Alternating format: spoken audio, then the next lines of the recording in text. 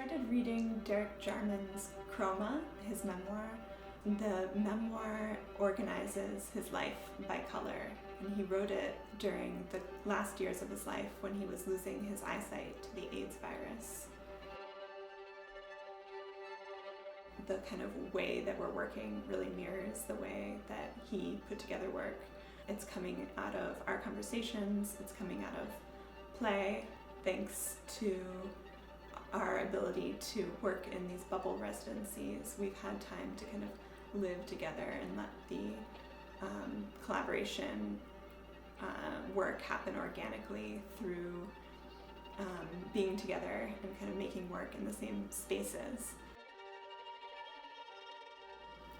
The visuals for this piece are coming out of a collaborative process. We start with a very mundane, white, bordered, gridded plane, and through that we get these glitches of color. I am also reacting to the dancers' movements as I think about the visuals. I'm thinking and watching the dance and considering what would rhyme with those movements, and thinking what would play nicely or help glitch those filmic pieces. It's very exciting to take on this challenge of how to tell the story, to use the inspirations we've had on Jarman's Chroma and really putting myself in his shoes and in this narrative, in this book. We're looking at how a certain palette of color makes us feel inside and how that is embodied through movement. So I'm using the palettes of color and this idea of synesthesia to navigate the next step, to translate and the evolution from one emotion to the other. Working with solely just two dancers in a very intimate way and seeing the duration of that intimacy has also been a very new process for me. We're developing a full work around these two bodies on stage, and we're developing a world around them, and I think that's very interesting and very unique in terms of how I tackle pas de deux, duets, the relational aspects of two people on stage, and where do the conflicts and resolutions exist within these two people.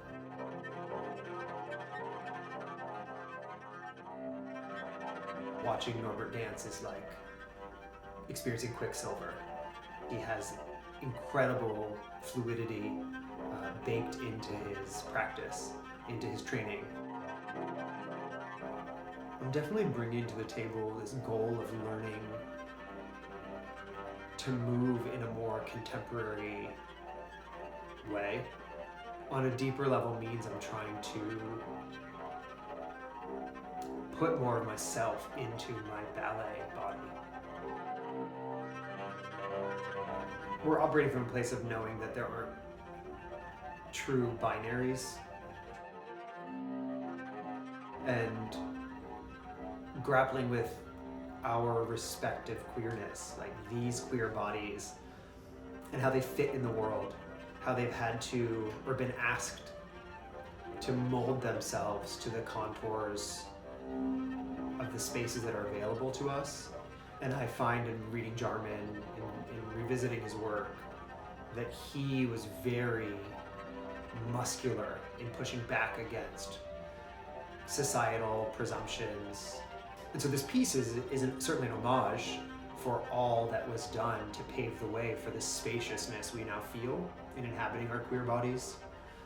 And so we are becoming stronger and more vocal in our need to be true. What this project to me is really about is a person trying to escape from the inevitable fate that they're facing, which is disease or death or withering away in the mundane or in the world and not being fulfilled. There is this character who I am embodying, and then there's this other character who sort of takes me on this journey where I leave a world of mundanity. This person takes on a dimension that is true for me in the sense that I'm dancing with my partner, where he is also a lover, he's also a friend, but he's also spectral. There's this otherworldly etherealness to him, and sense that he's sort of playing with me, changing out my status quo, my ideas about the world.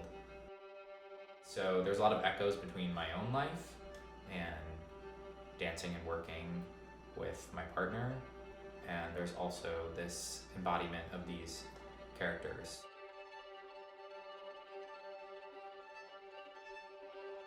What's been unique about the process of creation on this project is that we are 5 individuals that come from completely different backgrounds. We have 2 dancers, Adrian and Joe, our choreographer Norbert, and our visual artist Virginia, and then me, I'm a filmmaker. The way we work is very non-traditional. We are all working very porously, where we're breaking down the boundaries of what we're used to working in, and therefore this entire process is very experimental.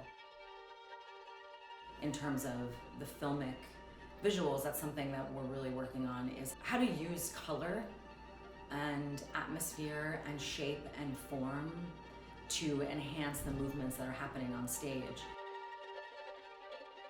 We were inspired by this concept of glitch and by the manifesto that Legacy Russell wrote in 2020 called Glitch Feminism. The glitch is considered a mistake in the system, a breaking down of parts. Legacy Russell calls us to kind of embrace the glitch as the breaking down of barriers in the binaries of how we describe gender, sexuality, and race. In those glitches, we can just start to redefine those notions.